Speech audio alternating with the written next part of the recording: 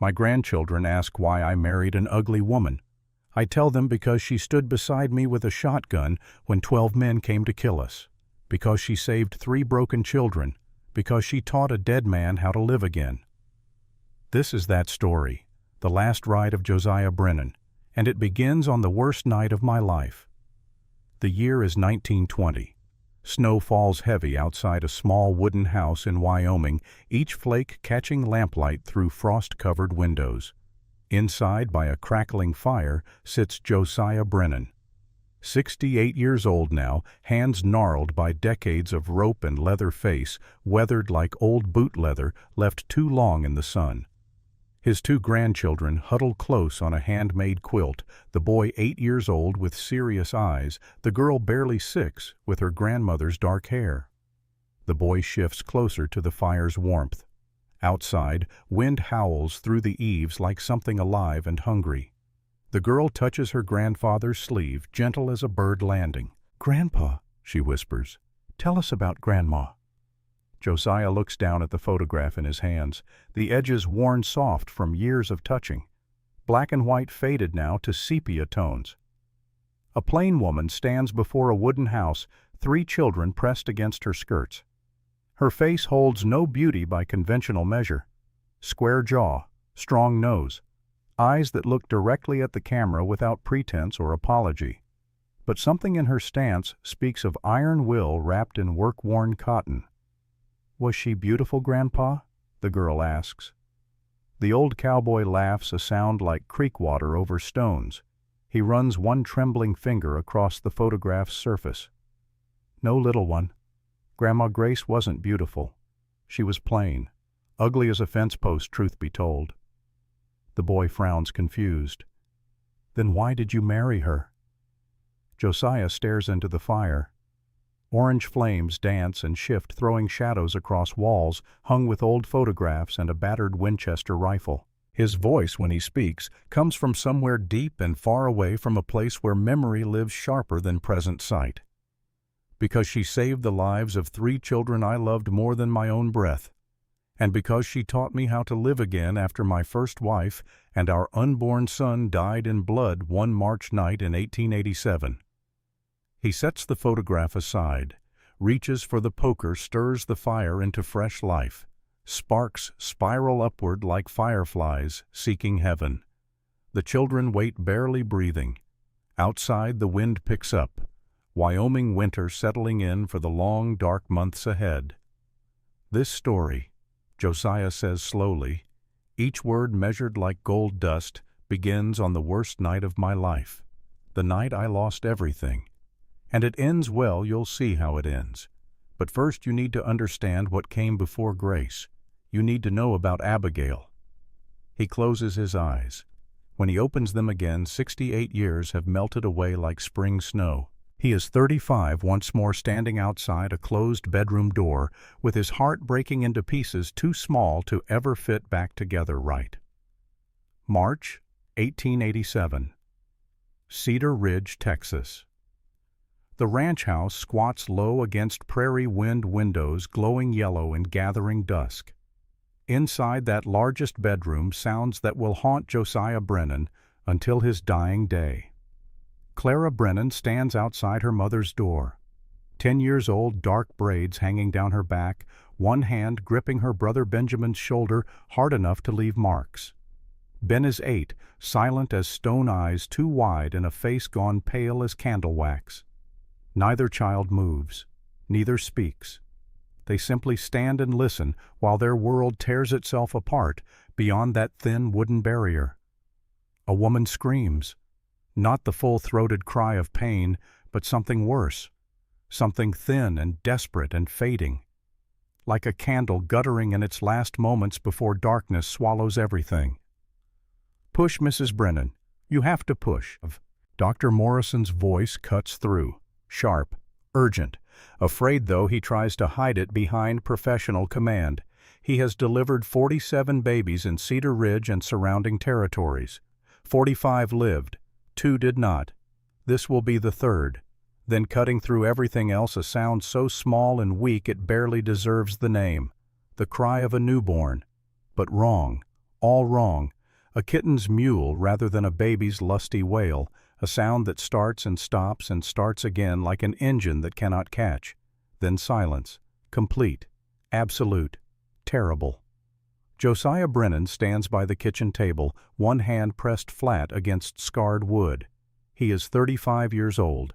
6 foot 3 inches of muscle and sinew built by years wrestling cattle and horses and this unforgiving Texas earth. Broad shoulders, strong hands, a jaw like granite. The kind of man other men step aside for in saloons. The kind women notice with sidelong glances when their husbands aren't watching. None of it matters now. The bedroom door opens. Dr. Morrison emerges, sleeves rolled to elbows, hands red with blood he has tried and failed to wash away in the basin. His face tells the story before his mouth can form words. "Josiah, I'm sorry. The baby. A boy. But too small. Lungs not developed. He couldn't breathe." The doctor's words come from somewhere far away. Underwater sounds. Muffled. Meaningless. And Abigail. Morrison cannot meet his eyes. This man who has seen every kind of suffering this frontier serves up looks down at his own blood-stained hands. The bleeding won't stop. Uterus ruptured. I've done everything I know, everything in my power. But Josiah, you need to say goodbye. You need to say it now. Time fractures. Splinters into 1,000 cutting shards. Josiah moves past the doctor, past his children who press themselves against the hallway wall like they might disappear into the woodwork, into the bedroom that smells of copper and sweat and something else, the particular scent of death arriving ahead of schedule. Abigail lies in their marriage bed, 26 years old, dark hair spread across pillows now soaked red. Her face has gone the color of old paper, blue lips, skin translucent enough to see veins beneath like rivers on a map. But her eyes, those dark Kentucky eyes that first caught his attention at a church social 8 years ago, those eyes still see him. Josiah. His name barely a whisper. Blood flecks her lips. He kneels beside the bed, takes her hand, so cold, like touching winter itself. "I'm here, right here." The baby. He cannot lie to her, will not. Gone. A boy. Perfect. But his lungs, they couldn't. A single tear tracks down her temple into her hair. She squeezes his hand with what little strength remains. "Promise me." Each word costs her everything. Don't let the children become living orphans. Find someone. Not someone beautiful. Someone strong. Someone who knows pain. Someone who will. Her eyes lose focus. Fix on something beyond ceiling, beyond sky. Somewhere Josiah cannot follow. Not yet. Not for many years yet. Abigail. But she has gone. Slipped away between one heartbeat and the next. Left him holding an empty hand in an empty room with an empty future stretching ahead like winter prairie under dead gray skies. Dr. Morrison touches his shoulder. "I'll get Clara to help wash her. We should prepare." Prepare. Such a small word for such impossible work. Prepare to bury his wife. Prepare to bury his son. Prepare to tell 3 children their mother will never wake up, never braid Clara's hair again, never listen to Ben's halting attempts at reading, never comfort Lily when nightmares come calling. Prepare to live in a world where all the light has gone out. Morning comes too bright, too clear. The kind of March day that promises spring and delivers only lies. Josiah digs 2 graves beneath the oak tree, the same oak where he and Abigail used to sit on summer evenings while fireflies danced and children played hide and seek in gathering dusk. The spade bites into hard earth, each thrust of the blade a punishment, each shovelful of dirt a small death. His back screams, his hands blister and bleed. Good. Pain is good. Pain is real. Pain reminds him he still exists, even though everything worth existing for has been taken. Clara, Ben, and Lily stand watching. Clara holds her brother and sister, one arm around each. They do not cry, have no tears left. They cried themselves dry through the long night, listening to their father hammer together a coffin big enough for mother and infant both. pine boards that will splinter and rot, as temporary as flesh, as meaningless as promises. Reverend Miller speaks words from the Book of Common Prayer, words about resurrection and eternal life and God's mysterious ways. Josiah hears none of it, watches instead as they lower the coffin into earth, watches dirt fall onto wood, watches his entire world disappear beneath Texas clay. The children stand rigid, stone children, frozen children. Clara is 10 and already understands she must become the mother now. Ben is 8 and knows he has somehow failed by being unable to stop this. Lily is 5 and believes if she is very, very good, if she never makes another mistake, Mama will come back. Children's magical thinking, the only defense against unbearable truth. That night Josiah sits alone at the kitchen table. Abigail's chair across from him stands empty. Will always be empty now. He pours whiskey into a tin cup, drinks, pours again. The liquor burns going down, but does not warm the cold place in his chest where his heart used to beat with purpose. Upstairs, through the thin ceiling boards, he hears Lily crying. The same cry she makes every night now, calling for Mama. Calling until her voice cracks and fails, and she falls into exhausted sleep. Clara tries to comfort her, sings the lullabies Abigail used to sing. But Clara's voice is not her mother's voice. The songs are not the same. Ben says nothing, has not spoken a single word since the moment he heard his mother's final scream. Josiah knows he should go upstairs, should hold his son, should tell him everything will be all right, but he cannot lie to the boy. Nothing will ever be all right again. The old man by the fire stirs, bringing himself back from that dark place. His grandchildren watch him with wide eyes. The girl has moved closer, pressing against his side as if sensing the shadow of old grief. "What happened then, Grandpa?" the boy asks. Josiah reaches for the poker again, adjusts a log, buying time, gathering himself. Then came 6 months of dying without having the decency to actually fall down dead. 6 months where I discovered a man can lose everything and keep right on breathing, keep walking, keep existing, even when there's no reason to do any of it. October 1887. The same ranch, but transformed into something from a nightmare. Josiah Brennan has become a ghost in his own house, unshaven, unwashed, eyes hollow as caves. He moves through each day like a man walking under water, slow, disconnected, barely present. The ranch reflects its owner's decay. Cattle wander unfenced, many escaped into neighboring territory or simply died from neglect. The vegetable garden Abigail tended with such care has withered to brown stalks and dead vines. Fences sag, gates hang crooked. The windmill's broken blade clatters in the wind, a constant reminder of things undone. Inside the kitchen has become a monument to slow collapse. Dishes stack unwashed in the dry sink, some growing green mold, others hosting families of mice who have learned the humans no longer care about such things. A sack of flour split open on the table swarms with weevils. Potatoes in the bin have sprouted shoots 6 inches long, reaching blindly for light they will never find. The calendar still shows March, still has a red circle drawn around the 15th in Abigail's careful hand. The day she died. The day time stopped. Clara tries. God knows the child tries. At 10 years old, she attempts to cook meals that burn or stay raw. She sweeps floors that need scrubbing. She does washing that comes out grayer than it went in. She is a child pretending to be a woman and failing at both. Ben has not spoken a single word in 6 months, communicates only with nods and shakes of his head, does his chores mechanically, feeds chickens, collects eggs from the few hens that still lay, carries water from the well. But his eyes stay dead, a walking corpse age 8. Lily, now nearly 6, has regressed to behaviors she outgrew years ago. Thumb permanently in her mouth, cannot sleep unless clutching her one-armed rag doll, wets the bed most nights, cries at shadows, jumps at sudden sounds, a child broken by loss too large for her small soul to contain.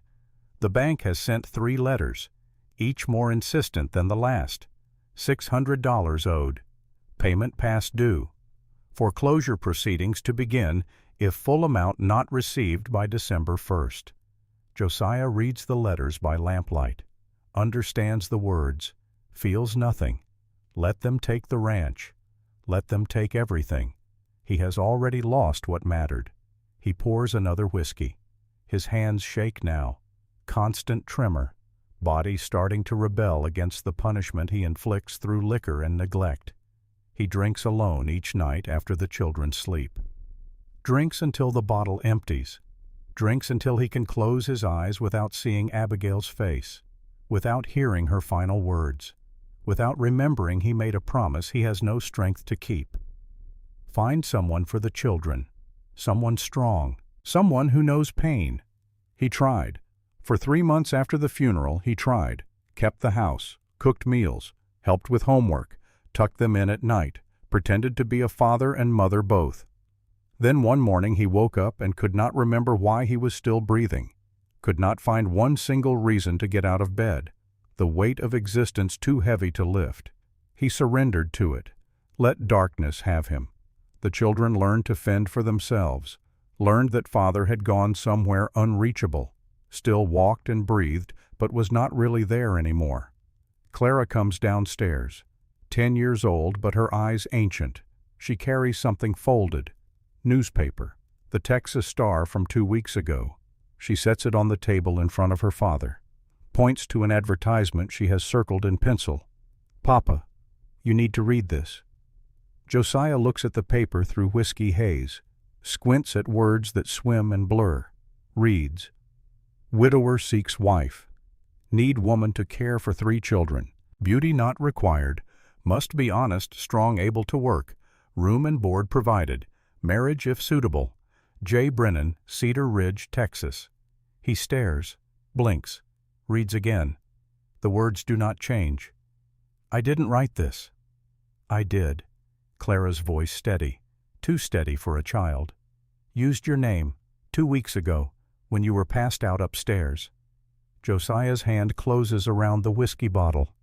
Anger flares, brief, hot, but it dies before reaching his mouth. He is too tired for anger, too empty. "You had no right. You had no right to stop being our father." Clara's voice cracks.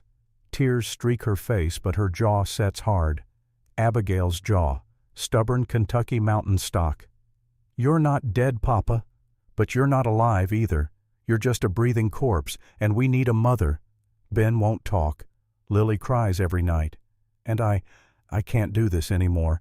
I can't be Mama. I'm just a little girl and I can't." She breaks then, sobs into her hands. 10 years old and carrying burdens that would break grown women. Josiah reaches for her, pulls her close, feels her shake against him. When did she become so thin? When did he stop noticing his own children starving right in front of him? "I'm sorry," he whispers into her hair. "Clara, I'm so sorry." They sit that way until her crying stops, until she pulls back, wipes her eyes, becomes that strange child woman again. 3 letters came, she says quietly. Responses to the advertisement. I opened them. 2 said no thank you when I wrote back honestly about our situation. But one woman said yes, said she would come. Her letter arrived yesterday. She produces an envelope from her apron pocket, hands it to him. Josiah unfolds the single sheet within, the handwriting neat and clear, educated, the words blunt and unadorned. "Mr. Brennan, I received your advertisement. I am 28 years old, unmarried, with no prospects. I am plain as the enclosed photograph will confirm, but I work harder than 2 men. I read, write, cipher, sew, cook, and have experience treating sick livestock. My father died of consumption this past winter. My brother took the house. His wife informed me I was too ugly to remain, concerned I might frighten away suitors for her daughters. I have $23, enough for one-way train fare. If you will accept me, I will come. If not, please respond quickly so I may seek employment elsewhere. Grace Brennan, Illinois." A photograph falls from the envelope, a tintype, small, showing a woman's face and shoulders. Josiah studies it in lamplight. Grace Brennan has not lied. She is plain, square face, strong nose, eyes set too far apart, mouth too wide, hair pulled back severe in a style that emphasizes rather than softens her harsh features. No beauty, no softness, just honesty staring back at the camera without apology or attempt at flattery. He looks at Clara.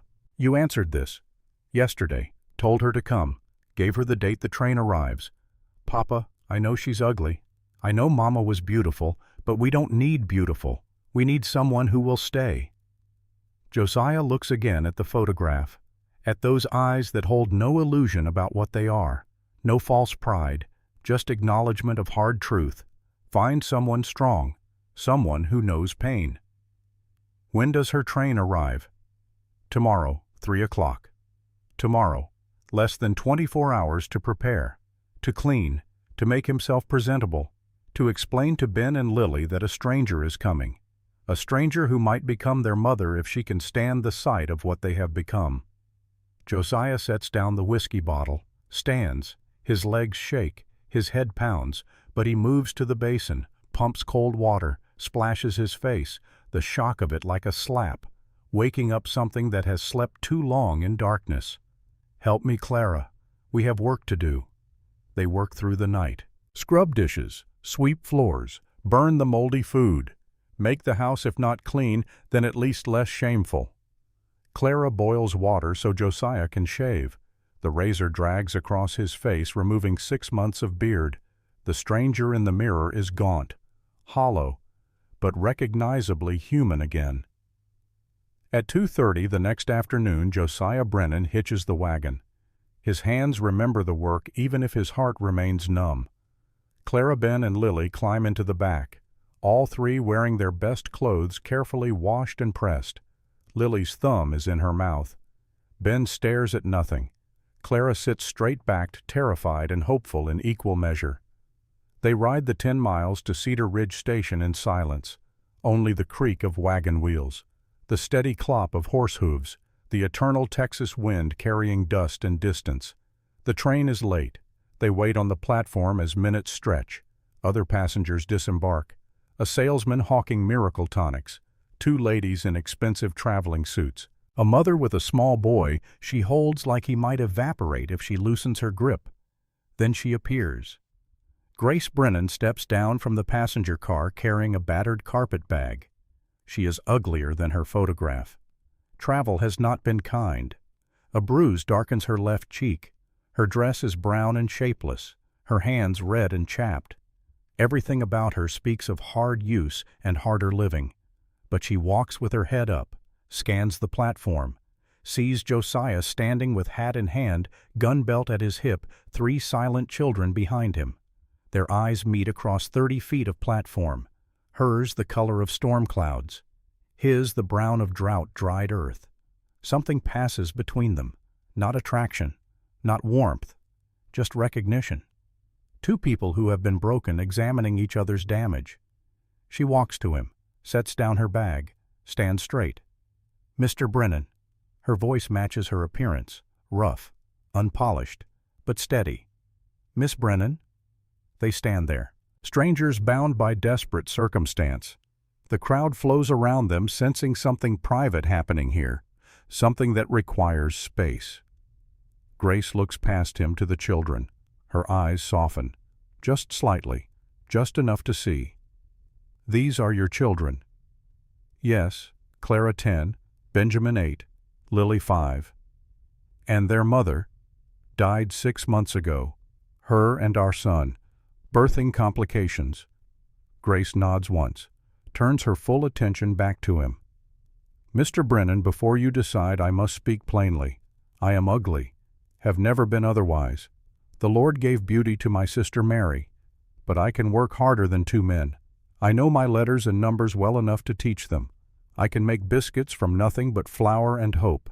I can stretch $1 until it screams. I can doctor sick stock better than most. But I have no illusions about what I am. She pauses, draws breath. The words that come next cost her something.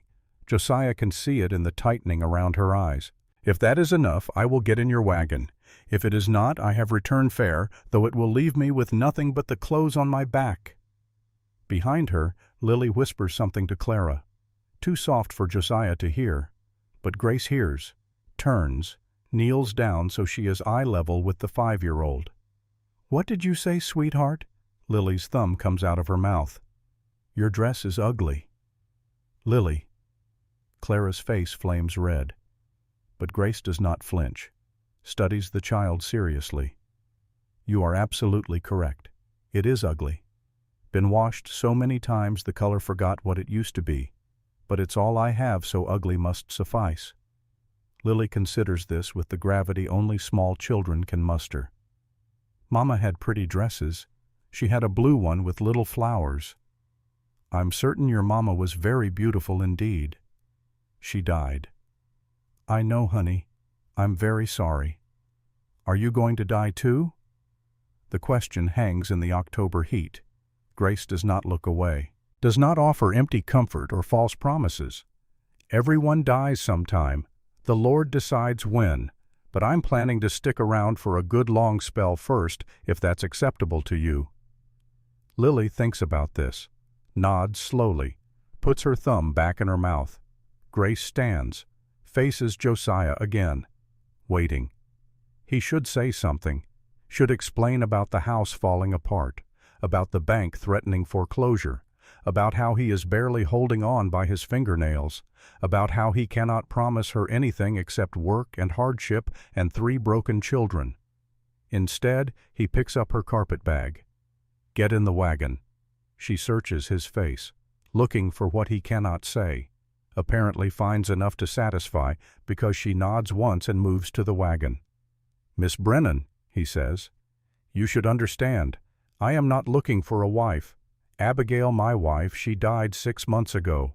I loved her, still love her. I am not ready for that. May never be ready. I need someone for the children, someone to help them survive, to help us all survive. That is all I can offer." Grace meets his eyes. "I am not here to replace your wife, Mr. Brennan. I am here for them." She nods toward the children. "Nothing more, nothing less. We are clear on that." "Yes, ma'am, we are clear." She climbs into the wagon, settles herself on the hard bench seat beside him. The children arrange themselves in the back, close enough to see her, far enough to run if needed. Josiah climbs up, takes the reins. The wagon lurches forward, wheels grinding through dust thick as flour. They ride in silence, broken only by the creak of wood, the plod of hooves, the whisper of endless wind across endless grass. Grace looks at the land rolling past, cattle scattered thin across brown prairie, fences broken or missing entirely, signs of neglect everywhere. The ranch appears on the horizon like a patient dying slowly of some wasting disease. Sagging roof, broken shutters, garden gone to weeds and memory. The windmill with its fractured blades spinning useless circles. Josiah feels her eyes on it all, cataloging, assessing. He waits for her to ask to go back to the station, to say she has changed her mind. This is not what she signed on for. She says nothing, just looks, takes it in, accepts. The wagon stops before the front porch. Josiah sets the brake. It's not what I described in the letter Clara wrote. I did not expect paradise, Mr. Brennan. It's worse than you imagined. Perhaps, but I have seen worse, and survived. So can this. She steps down without waiting for his hand, takes her carpet bag. The children follow like uncertain ducklings. The kitchen door sticks, swollen with humidity. Josiah has to shoulder it twice before it gives way, scraping across warped floorboards. The smell hits first, sour milk, mouse droppings, something dead in the walls. Lily presses her face into Clara's skirt, makes a small sound like a kicked kitten. Grace steps inside, sets her bag by the door, surveys the wreckage, dishes growing mold, flour sacks split open, weevils swarming, a pot on the cold stove with something black and crusted that might once have been beans, mouse scattered across the counter like spilled pepper. The calendar still showing March, that red circle accusing them all of moving forward while memory stayed frozen. She walks to the stove, lifts a pot lid, peers inside, sets it down without comment, opens the Hoosier cabinet, examines the flour bin crawling with weevils, the sugar fouled with mouse droppings, the potatoes sprouting blind shoots, finds a can of saleratus that might still be good, salt in a box showing a girl with an umbrella, 3 potatoes, a heel of bacon wrapped in grease-stained paper. When did you last have supplies brought in? Her voice level. No judgment, just gathering information. Don't rightly remember, Josiah admits. She turns to look at him properly for the first time since entering. Her eyes are gray, he notices, storm gray, and they see everything. You have laying hens? A few. They don't lay much since the coyote got in. Milk cow. Dried up 2 weeks back. Root cellar. Some preserves left from before. Before, meaning before Abigail died. Everything in this house divides that way, before and after, with after being a slow slide into ruin. Grace rolls up her sleeves. The fabric is stiff with travel dust and old sweat. Clara, I need water, 2 buckets if you can manage. The girl jumps like she has been slapped, runs for the pump. Benjamin, find me wood that isn't all bark and splinters. Ben looks at her. Really looks. First time he has focused on anything in months. He nods, moves. Lily. The little girl peeks out from behind her father's legs. Do you know where your mama kept her good dishes? Lily nods. Show me, please. The child creeps forward, opens a low cupboard. Inside, china plates sit dusty but whole. Pink roses painted around the edges. Abigail's wedding dishes, saved for company that will never come now. We will use these tonight, Grace says. Mama said they're only for special, Lily whispers around her thumb. First night is special enough. Would your mama not agree? Lily thinks. Nods. Grace finds lard in a crock. The top layer rancid but good lard underneath once she scrapes away the green. The bacon will do if she cuts away the moldy edges. Cornmeal in a tin the mice have not breached. She can make hoe cakes, maybe stretch them to Johnny cakes if she is careful. Not much, but food. Anyway, Clara returns, struggling with 1 bucket water sloshing over the sides. Ben has an armload of wood, half of it too green. Grace does not comment, takes what is offered, works with what she has. She gets the stove going, feeds it the driest pieces until the top begins to tick with heat. Mixes cornmeal and water, adding the last of the good lard and a pinch of salt. Her hands move with practiced efficiency. Hands that know how to make something from almost nothing. The hoe cakes sizzle when she drops them on the griddle. The smell fills the kitchen. Ordinary comfort in the midst of wrongness. She found a jar of preserves in the cellar when she went down for the lard. Dewberry. The label in a woman's careful hand. Abigail's hand. The wax seal still good. She pries it open with a knife. The sweet smell fights with mouse stink and old grease.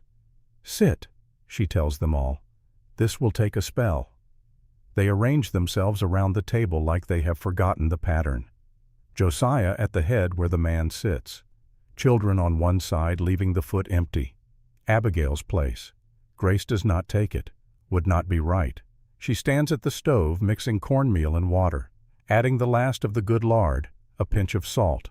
Her hands know this work, know how to create comfort from bare ingredients.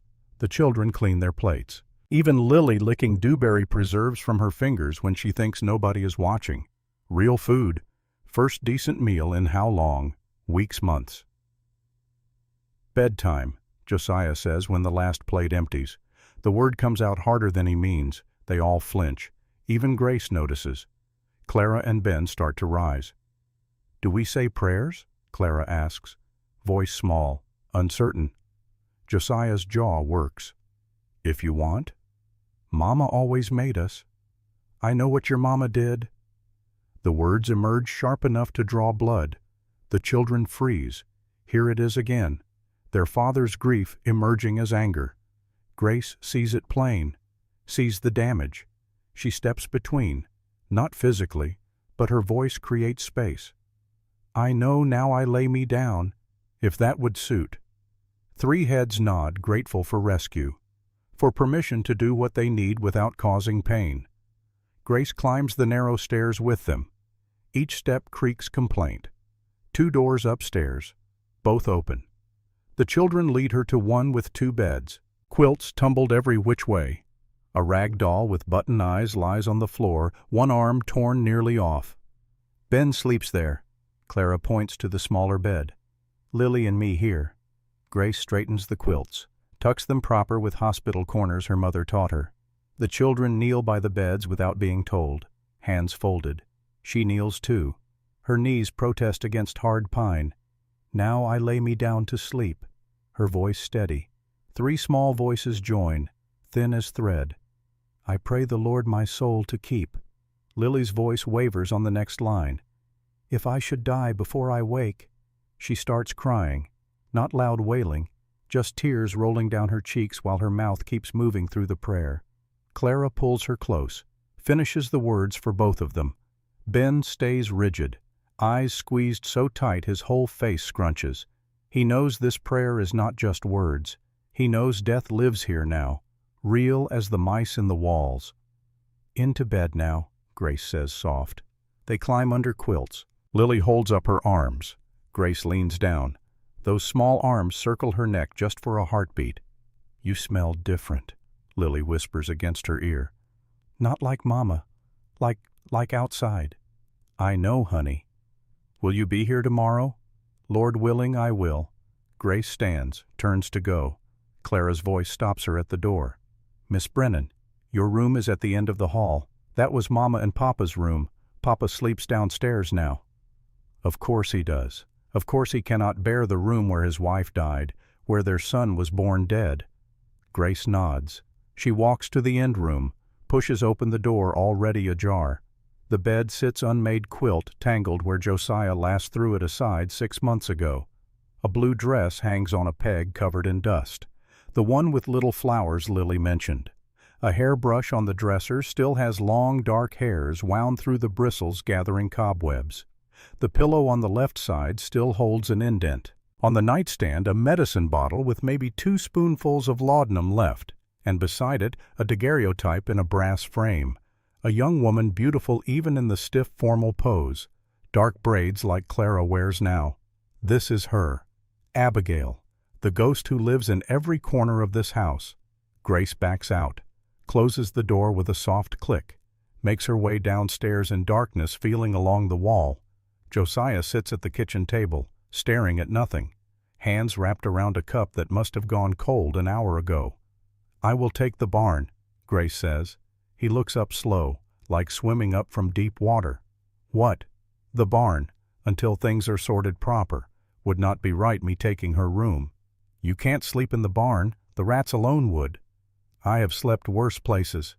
His hands spread flat on the table, fingers splayed like he is trying to hold something down. There's a room, under the stairs. Was supposed to be for a hired girl. Abigail always meant to hire help, but... He stops, the sentence hanging there unfinished like so many things in this house. He stands, walks past her toward the front of the house. Grace hears a door open, then his footsteps going away. She finds the room by feel, under the stairs, bigger than a closet, smaller than proper, a narrow bed with a corn-husk mattress that rustles when she sits. One quilt smelling of must and old lavender, no window, no lamp. She feels her way in darkness, sets her carpet bag on the floor, starts to unbutton her dress, then stops. Something scratches in the walls. Mice for certain, maybe rats. The house settles around her with little creaks and sighs, like an old woman getting comfortable for the night, but under that, another sound. Crying, soft, muffled, like it is pressed into a pillow, but crying all the same. Not the children. This comes from the front of the house where Josiah went, a grown man trying to smother his grief in darkness. Grace sits on the narrow bed fully dressed, hands folded in her lap, listens to a grown man try to weep silently. Wonders what she has walked into, wonders if she is strong enough for this much sorrow. The crying stops, starts again, stops, then footsteps, slow and heavy as a funeral march, coming back toward the kitchen. They pause outside her door. She holds her breath, waiting. A hand presses against the door. She can hear the wood creak slightly under his palm, then Josiah's voice, so quiet she almost misses it. Abigail died in that room upstairs, in that bed. Just so you know why I can't. His voice breaks off. The footsteps move away. Grace lies back on the corn husk mattress, still in her traveling dress. Through the thin door, she hears him moving in the kitchen, banking the fire maybe. Then a sound she does not expect. Josiah is winding the clock. The steady tick-tick-tick fills the house like a heartbeat starting up again. But as he winds it, she hears him say something under his breath, Abigail's name, over and over, like a prayer or a penance. And then so soft she might have imagined it, help me. I don't know how to do this without you. Grace's eyes close in the darkness. Her first night in a stranger's house, in a dying ranch, with 3 broken children and a man drowning in grief. $23 to her name. No way back if this fails. No safety net. No family waiting to catch her if she falls. Outside, coyotes begin their nightly song, wild and hungry, calling to each other across miles of empty land. Inside, in a closet room under the stairs, Grace Brennan lies awake and listens to a house full of ghosts. Wonders if she has made the biggest mistake of her life, or the only choice that mattered. Grace wakes to pure darkness. No window in the closet room means no way to tell if it is midnight or near dawn. She lies still, listening to the house breathe around her. Somewhere above, a board creaks. Then another. The soft pad of bare feet trying not to make noise. She feels for her dress buttons in the dark, fastens the ones that came loose in sleep. The door opens without sound. Last night she rubbed soap on the hinges, an old habit from caring for her father during his final illness when every creak might wake him from precious sleep. The kitchen sits gray in what must be pre-dawn light seeping through grimy windows. Josiah already hunches over the table, coffee cup between his hands like he is praying to it. Steam rises from the pot on the stove. He has been up long enough to make coffee then. She pours herself a cup. The bitter smell cuts through lingering mouse stink. Does not ask permission. This is her kitchen now too, whether he accepts that truth or not. "Did not expect you up," he says without looking at her. Always been an early riser. She opens the Hoosier cabinet, checks what she has to work with. The Weevils have been busy overnight. She will need to sift 3 times to get enough clean flour for biscuits. Starts anyway. Finds a bowl without cracks. The sifter rusty but serviceable. "That's Abigail's bowl," Josiah says, then stops himself. "Was Abigail's bowl." Grace keeps sifting, watching bugs fall through with the first pass. "More bugs than flour. Need to use what is here, Mr. Brennan?" The first sift leaves mostly weevils. She takes them to the back door, tosses them out for the chickens if any remain to eat them, starts again with what passed through. Josiah watches her work, his coffee going cold between his palms. "Why did you really come?" Her hands keep moving. Sift, shake, sift again. "Told you yesterday?" "No. I mean, why did you leave Illinois?" "Really?" She finds the saleratus, tests a pinch with vinegar from a bottle on the shelf. Still good. It fizzes up proper. "Father died. House went to my brother Samuel. His wife Eunice made it clear I was not welcome to stay." "So you answered an advertisement to marry a stranger." Grace opens the lard crock, scrapes away the rancid top layer. Seemed better than the alternatives, which were domestic work in Chicago for folks who would treat me worse than a dog. Factory labor if they would take a woman my age. Taking in washing until my hands gave out complete. She looks at him straight for the first time that morning. This seemed more honest. Lily appears in the doorway like a little ghost, white nightgown, dragging her one-armed rag doll, thumb firm in her mouth. She sways there, not quite awake, but not asleep either. "Bad dream, honey?" Grace asks. Lily nods, walks straight to her father, climbs into his lap without asking permission. He holds her automatic, his chin resting on her tangled hair. "Mama is not in heaven," Lily announces around her thumb. Josiah goes stiff as a corpse. She is in the ground. I saw them put her there, Mr. Henderson and Mr. Miller and Papa.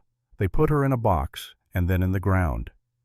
Grace keeps working the dough, not looking at them, feeling the air in the room go tight as a fiddle string. That was just her body, Josiah says, voice strangled. Her soul. What's a soul look like? Josiah's mouth opens, closes, opens again with nothing coming out. Grace turns from the stove, wipes her hands on the apron she found hanging behind the door. Abigail's apron, but someone must use it. You ever see sunlight coming through leaves, Lily? How it moves and dances, but you cannot quite catch it. The child nods, thumb still in place.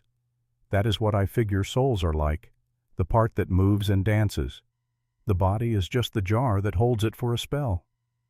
Lily considers this with the deep seriousness only 5-year-olds possess. Mama's jar broke. It did. Is your jar going to break? Someday. Everything does, but not planning on it any time soon. Clara comes down the stairs already dressed, braids pinned, Ben behind her shirt buttoned wrong so one tail hangs lower. They stop when they see Lily in their father's lap, like it is something strange, foreign. Sit, Grace says. Biscuits will be ready directly. She had found sorghum molasses in the root cellar the night before, only half crystallized. Mixed with the last of the good lard, it makes a decent spread. The biscuits are not pretty. The weevily flour makes them grayish, but they smell like morning ought to smell, like hope baked into simple ingredients. The children eat careful, like they have forgotten the rhythm of regular meals. Lily gets molasses on her chin and does not wipe it off. Ben licks his plate when he thinks nobody watches. Clara tears her second biscuit into tiny pieces, making it last like it might be the last biscuit in creation. Need supplies, Grace says, stacking empty plates. What is in that cellar will not last another day. Josiah pushes back from the table. I will go to town later. I should go with you. Learn the merchants, the prices. Who is honest and who will cheat a woman shopping alone. You stay here, with them. Not a request, an order. Grace nods, accepts, for now. But after he leaves, after the wagon rattles away toward Cedar Ridge, she walks the perimeter of this dying ranch, takes measure of what she has inherited, the broken windmill, the sagging fence, the chicken coop with half its roof missing, the vegetable garden where Abigail once grew food, now choked with weeds. Yet underneath the death life persists. Volunteer plants push through, squash vines, tomato plants gone wild, carrot tops like green feathers, seeds that fell last year waiting underground through winter pushing up now toward light. Grace kneels in dirt, pulls dead matter away with bare hands, the soil underneath darker, still holding moisture from a rain 3 nights back. More green shoots, definitely squash. Maybe pumpkin, hard to tell when they are just cotyledons reaching for sun. What are you doing? Clara stands behind her, egg basket balanced on her hip, the few eggs they gathered rattling lonely in the bottom. Finding what is left, Clara sits down, sets the basket aside, starts pulling dead vines without being asked. Her hands work careful around the volunteers. They move down the row quietly, revealing survivors, definitely squash. Some tomato plants that have reseeded wild, even carrot tops poking through. Mama ordered seeds, Clara says sudden, in February, before she got real sick, before the baby came too early. Where are they? In her secretary desk, top drawer. They walk to the house. To the parlor Grace has barely entered. The secretary desk stands against the far wall, walnut wood gone dull without oil. Clara opens it careful, like something might break or jump out. Inside papers tied with ribbon, letters with addresses Grace does not recognize, a bottle of ink dried to crust. And there in the top drawer, seed packets, at least a dozen, never opened. D.M. Ferry and Company, Detroit. The date printed clear, February 1887. Tomatoes, beans, 3 kinds of corn squash melons, even flowers, marigolds and zinnias. Abigail planning for a season she would never see. $3.50 spent. Money this family could not afford even then. She always planted marigolds with the tomatoes. Clara says, quiet. Said it kept the hornworms away. Her mother taught her that. Grace fingers the packets. Good money here. Money wasted if they sit in this drawer. We should plant them. It is late, past proper planting time. Might not produce before frost. Might not, but sitting in this drawer they surely will not. Clara looks out the window toward the garden. Papa will not like it. He told Ben not to touch Mama's garden, said to let it be. Grace gathers the seed packets in her apron. Your papa is not thinking about eating, he is thinking about memory. Sometimes memory must step aside for survival. They work the rest of the morning, clearing the garden, pulling weeds that have grown waist-high. Grace finds tools in the barn, hoe, rake, spade, all hanging neat on pegs where Abigail left them, the handles worn smooth from her hands, darker where her grip had been. Ben joins them without being asked. Lily gathers dead vines into piles, singing something tuneless. They turn the soil, breaking up the crust, revealing darker earth underneath. The sun climbs higher. Sweat soaks through Grace's dress, making it stick to her back. Her hands already rough split open where old blisters had been. She keeps working. What are you doing? Josiah stands at the garden gate, his face unreadable as a closed book. The children freeze like rabbits. Grace straightens, leans on the hoe, feels her back complain. Planting. I did not tell you to plant. No, you did not. They look at each other across turned earth. Grace can feel the children holding their breath, waiting to see which way this will go. That was Abigail's garden, Josiah says, voice flat. It is dirt with things trying to grow in it. You do not understand. I understand hungry children come winter. I understand good seeds going to waste. I understand your wife spent money on these expecting them to get used. She holds up the seed packets. She made plans for a season she knew she might not see. That tells me she wanted these planted, wanted life to continue. Josiah's face changes when he sees the packets, something flickering across it like heat lightning, his wife's handwriting on the label. Spring Garden, 1887, in her careful script. She is gone, Grace says softer now. But your children are not. They need food. They need to see. Things can grow after dying back. They need. She stops, looks at the three small faces watching. They need something to tend besides grief. Josiah turns, walks away, not to the house, to the barn. They hear hammering start up, violent and rhythmic, metal on metal, anger finding an outlet. Is he angry? Lily whispers, clutching her doll tighter. I do not know, Grace says honest. But an hour later, when the sun stands straight overhead, Ben calls out, Look! Josiah coming from the barn, carrying lumber across his shoulder. He sets it down by the garden, goes back for more. Board by board he builds frames for raised beds, does not speak, just measures twice cuts, once hammers nails true. The children watch, uncertain what this means. Gophers, he says finally after the third frame is done. Raised beds keep the gophers out better. Your mother always wanted raised beds.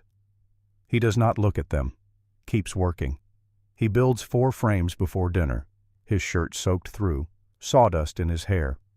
After they eat cold biscuits and the last jar of Abigail's peach preserves, he goes back out. Grace follows, finds him standing over Abigail's rosebush by the front porch. Dead canes, no leaves, thorns gone gray. She loved that rose, he says without looking at Grace. Brought it as a cutting from her mother's garden in Kentucky, wrapped the roots in wet burlap, kept it damp all the way here in '78. Grace kneels, examines the base, scratches the bark with her thumbnail. Look here, green underneath. It is not dead. Looks dead. Lots of things do, does not mean they are. They are just waiting. She gets the pruning shears from the barn, cuts the dead canes back to nothing, just stumps left, ugly and bare like cemetery markers. Now it really looks dead, Josiah says. Wait and see. They plant the next day, all of them, even Josiah. He turns more soil while Grace and Clara make rows straight as fence lines. Ben builds stakes for the tomatoes that will come. Lily drops seeds, counting careful like Grace taught her. 3 for melons, 2 for beans, 1 at a time for corn. Why different? Lily asks, dirt on her nose. Different seeds need different chances. Some are sure growers, some need extra help to make it. Lily nods, serious as church. Grace watches those little fingers place each seed like they are precious, which they are. Last of Abigail's hope planted by other hands. By evening they have planted half the garden, the empty half waits. But Grace is out of seeds. Henderson Place might have extra, Clara says at supper. Ben tugs Clara's sleeve points toward town, mimes holding seeds. Clara nods. Ben's right, the mercantile might have old seeds. No money for seeds, Josiah says flat. Used the last for supplies yesterday. Grace has $17 sewn in her corset still, her running money. But running where she looks at the children's faces, excited about the garden for the first time since she arrived. I have a little saved, she says. Josiah's head comes up sharp. No, it is just sitting there. I do not take charity, not from anyone, especially not from. He stops. From hired help. The words land between them like stones in water. The children go still. Grace feels the distance clear as day. She is hired help who happens to share their table. Nothing more. Despite nights holding sick children, despite working until her hands bleed. That is not what I meant, Josiah says. It is what I am, though. $1.25 a week plus found. So let me buy seeds as part of the found. Food for the table. Josiah pushes back from the table, walks out.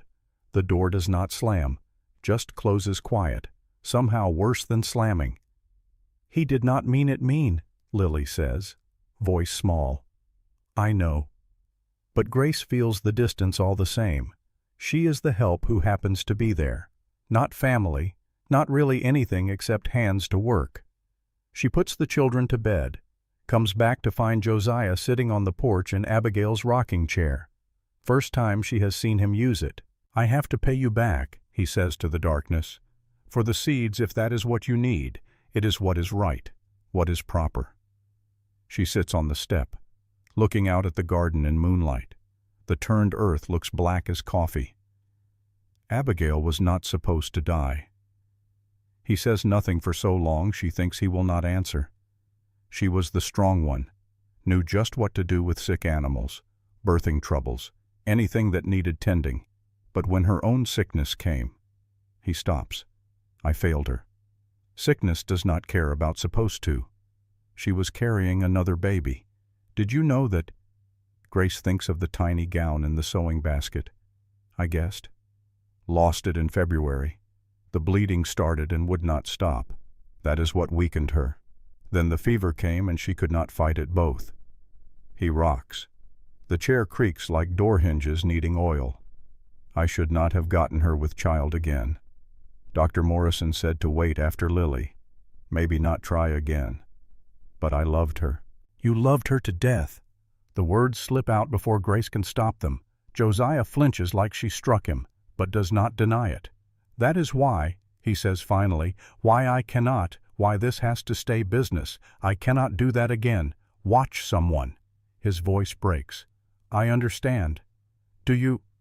Grace stands, brushes dirt off her skirt. I understand enough. Good night, Mr. Brennan. She goes to her closet room, shuts the door, sits on the narrow bed in the dark. Through the thin wall she hears him come in later, moving careful not to wake the children. Hears his door close. Then that sound again, muffled crying trying to be quiet. She pulls Abigail's apron off, folds it neat. Tomorrow she will wear her own dress, her own apron if she can find where she packed it. Keep the lines clear. Hired help. Nothing more. But then she hears it. Lily coughing upstairs. Not sick coughing, just the leftover rattle from childhood croup. Still. Grace finds herself standing, listening. The cough comes again. She opens her door quiet, starts for the stairs, meets Josiah at the bottom, both of them frozen in the dark. I heard, they both say at once. Stop, I will check, Grace says. We will check. They climb the stairs together, find Lily sitting up in bed, Clara rubbing her back in circles. Cannot stop coughing, Lily wheezed. Grace feels her forehead. Cool, listens to her breathing. Clear enough. Just irritation left over. Need some honey and warm water. They all troop down to the kitchen. Grace mixes honey and warm water while Josiah holds Lily. Clara and Ben sit at the table, everyone pretending this is normal, gathering in the kitchen at midnight. Lily sips the honey water, coughing less. Will the seeds grow? Most will, Grace says. What about the ones that do not? That is why we plant extra, to make up for the ones that do not make it. Lily considers this. Mama planted us. We grew. Josiah's arms tighten around her. Now we need to plant new things, Lily continues, since Mama cannot. That is right, Grace says. Lily looks at her father, then at Grace. Both of you. Together. That is how gardens work best. Mama always said gardens need two people, one to plant and one to tend. Children in their truth, simple as water. Grace catches Josiah's eye over Lily's head. Something passes between them. Not love, not yet, maybe never, but understanding. They are both here, both needed, both planting what they can in ground that has seen too much dying. Back to bed, Josiah says soft. They tuck the children in again. Grace turns to go to her room, but Josiah catches her sleeve. Buy the seeds. We will figure the money later. Grace nods. They stand there in the dark hallway, his hand still on her sleeve. Then both hear it, Clara crying, trying to muffle it in her pillow. Not coughing, real crying, deep and harsh. Mama, she is saying over and over. Mama, I tried to save you. I tried. The letter arrives on a Tuesday. Grace sees the dust trail first from where she stands at the washtub. Mail rider coming harder than usual, earlier than expected. She sets down the wash paddle, wipes her hands on her apron, her own, now not Abigail's. She found it packed in the bottom of her carpet bag. The rider does not even dismount, just leans down from his horse to hand Josiah the envelope. Black bordered paper. Death in the family or close to it. Josiah brings the letter to where she stands by the wash tub. Ben's grass-stained shirt still in her hands. It is addressed to you. Grace's fingers shake taking it. She recognizes the cramped handwriting. Edmund, her sister Mary's husband. He never liked her much. Made that clear when she lived with them those 3 months after Father died. She breaks the wax seal. The words swim, then steady. Your sister has taken ill with consumption.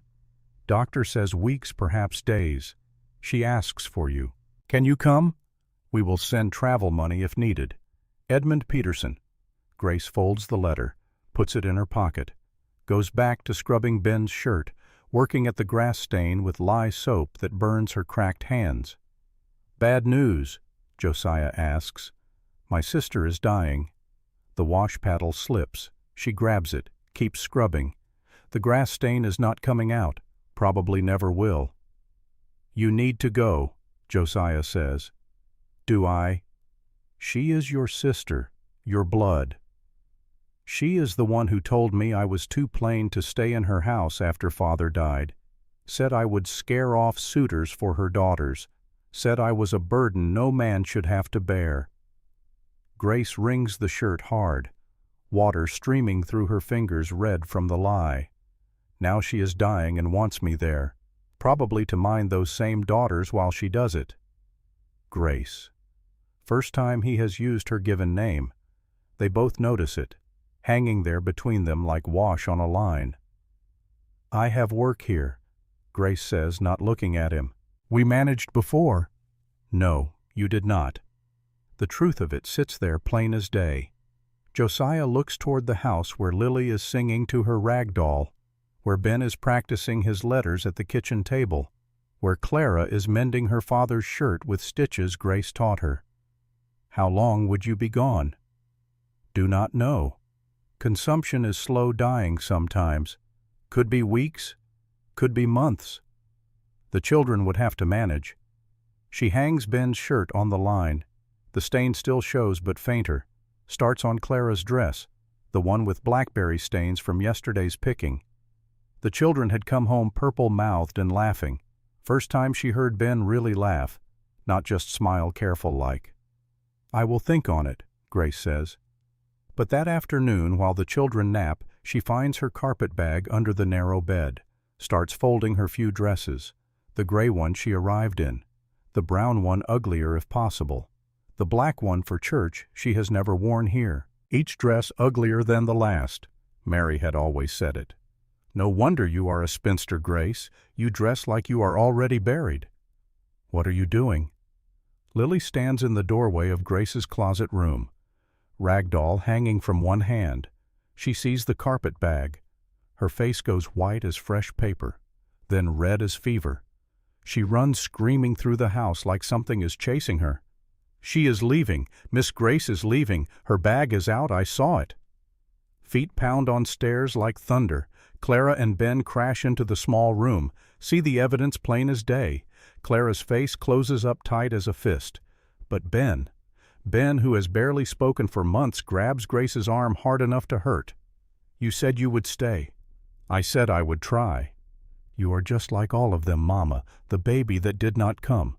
Now you—" His voice cracks on the last word. He is already running. The front door slams hard enough to rattle every window. Clara stands frozen, Lily wailing in her arms like the world is ending. "Is it true?" Clara asks, voice steady as she can make it. "You are leaving."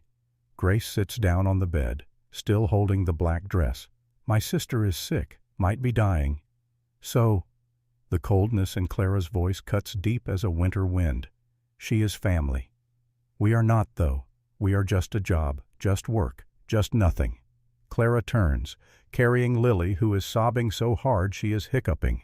Grace stands alone in the closet room, holding her ugly black dress, feeling like she just kicked a dog that trusted her. Josiah finds her there 20 minutes later, still holding that same dress. Ben is in the barn, will not come out, will not answer me. "I will talk to him." "No, this is yours to fix." He stops, starts over, voice different, harder. "You need to go to your sister. The children are not yours. You made that clear." "I made that clear. You are the one who said it had to stay business." "I know what I said."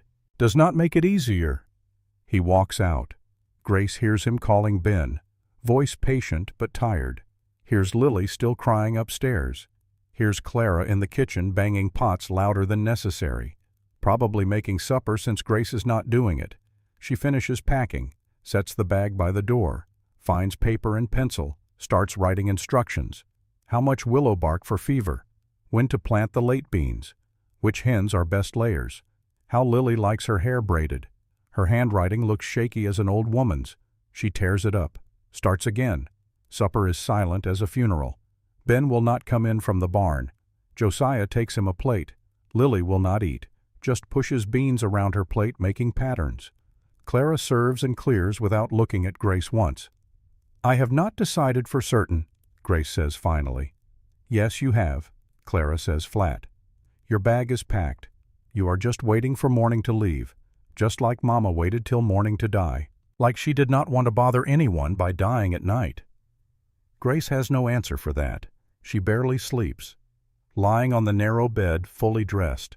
Every sound makes her think one of the children needs her. But they do not call, do not come.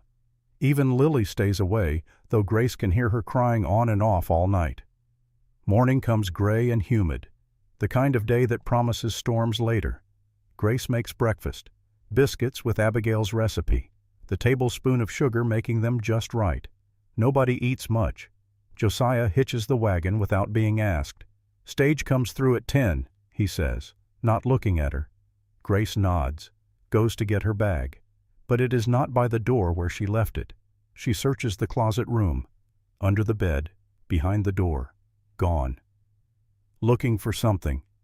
Ben stands in the kitchen doorway, trying to look fierce, but his eyes are red from crying.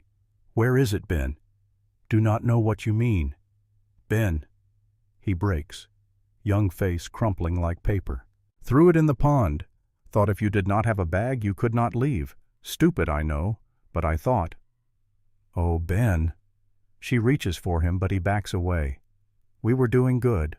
The garden is growing. Lily is better. Papa does not cry every night no more. We were almost normal. Why do you got to ruin it? I am not trying to ruin anything. Then stay. 3 pairs of eyes on her now.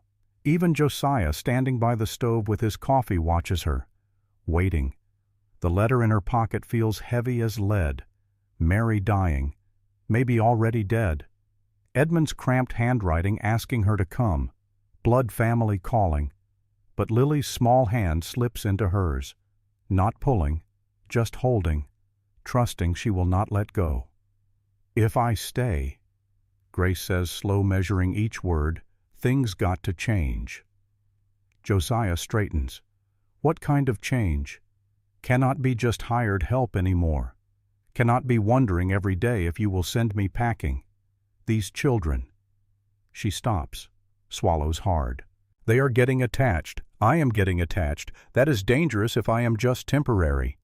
What are you saying? Grace pulls her hand free from Lily's, needing to think clear. I am saying either I belong here or I do not. Cannot be halfway, cannot be $1.25 a week pretending we are not becoming something. Something, Josiah repeats. Family, Lily says, clear as a bell. We are becoming family. The word sits there in the kitchen like a live coal, too hot to touch. Families do not always work, Josiah says carefully. My family with Abigail ended. I know everything ends, but that does not mean we do not try. Clara moves closer to her father. Mama would want us to try. Josiah's face does something complicated. You do not know what she would want. Yes, I do. Found her journal.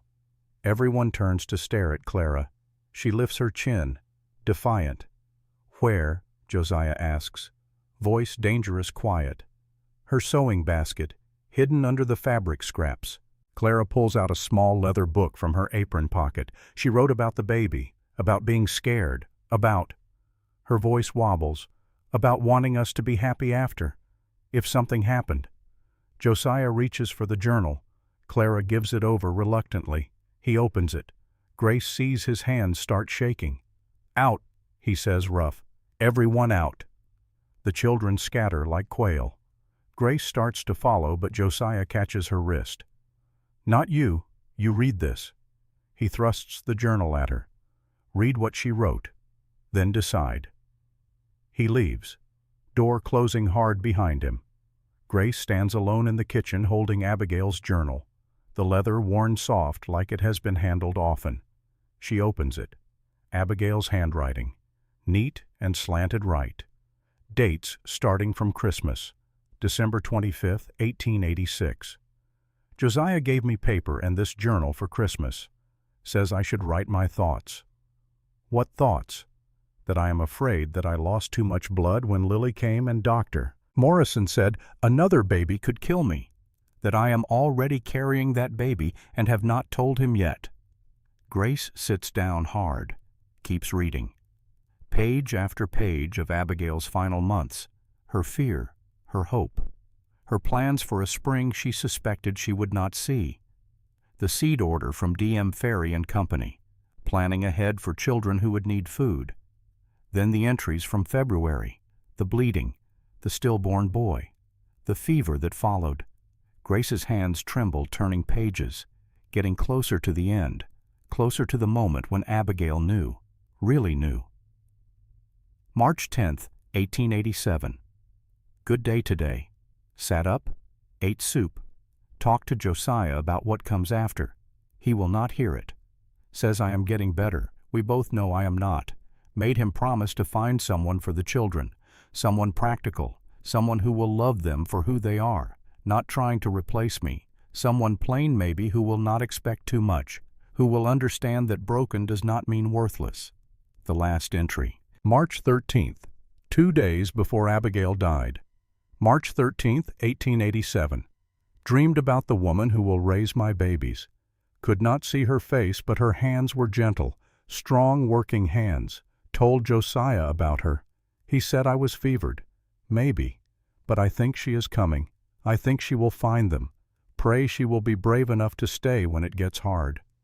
Pray Josiah will be brave enough to let her.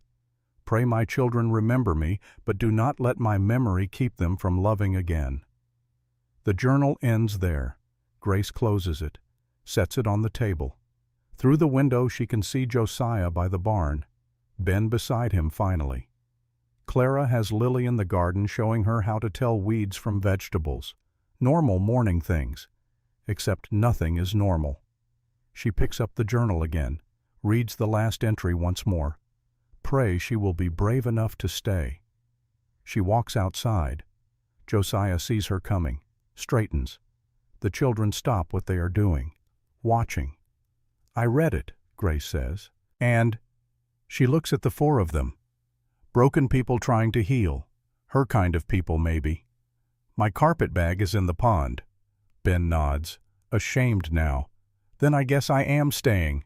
Lily shrieks, runs full tilt into Grace's legs. Ben lets out a breath he has probably been holding all night. Clara smiles. First real smile Grace has seen from her. Josiah, though. Josiah just looks at her, steady. What about your sister?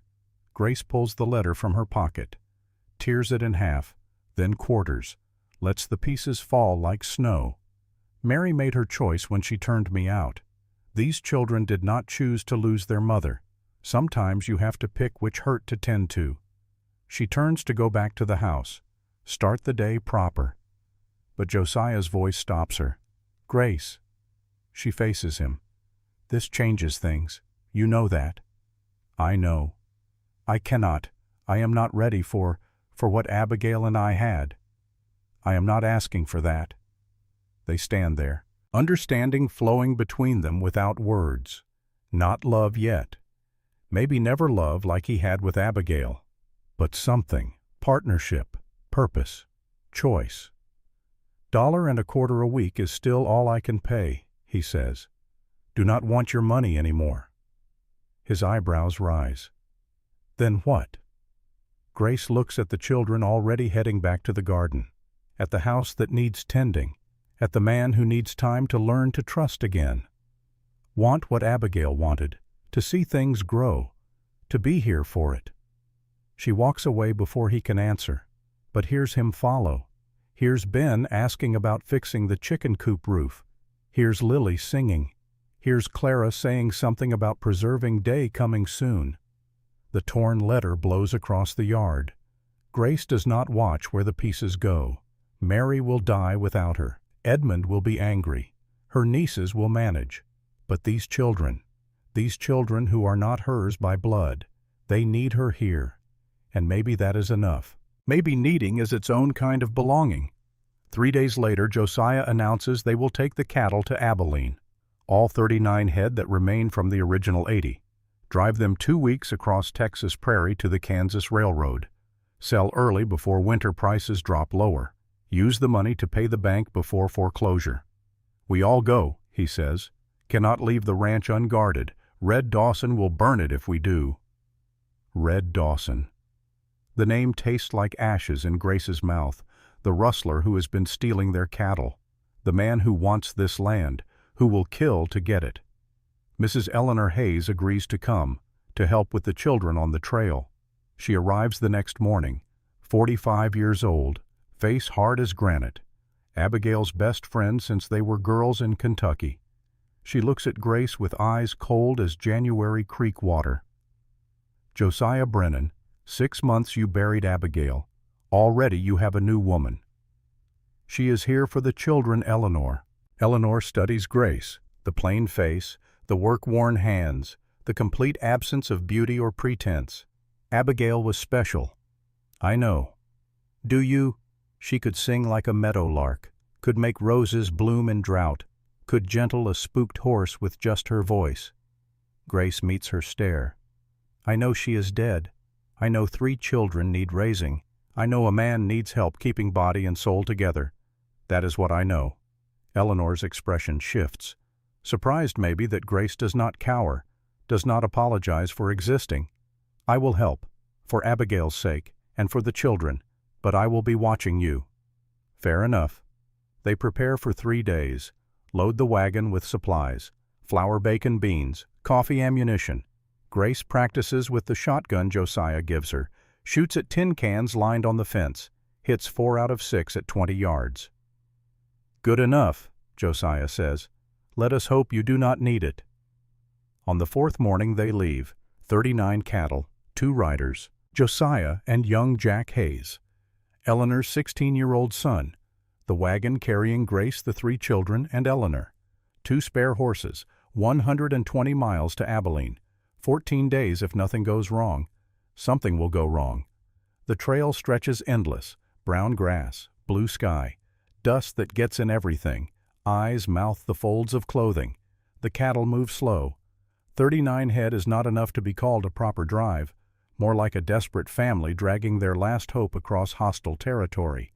Josiah rides point, tall in the saddle, Winchester across his lap, eyes constantly scanning the horizon for threats. Jack Hayes brings up the rear, 16 years old but already showing the hard competence of a man raised on this unforgiving land.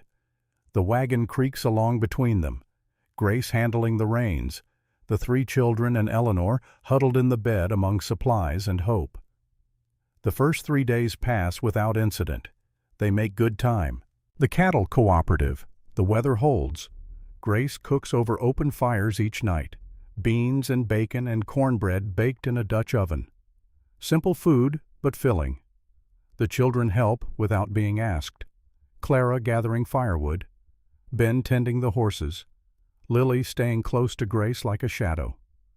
On the 3rd night, Josiah sits by the fire after the children sleep.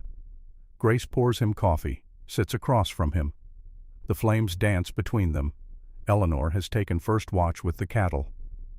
You do not sleep much, Josiah observes. Got used to not sleeping when father was sick, listening for him through the night. Body never learned different. I am the same, since Abigail. They sit in silence, comfortable enough. 2 people learning each other in small, careful increments. You read the journal, Josiah says. Not a question. I did. She described you, before she ever met you.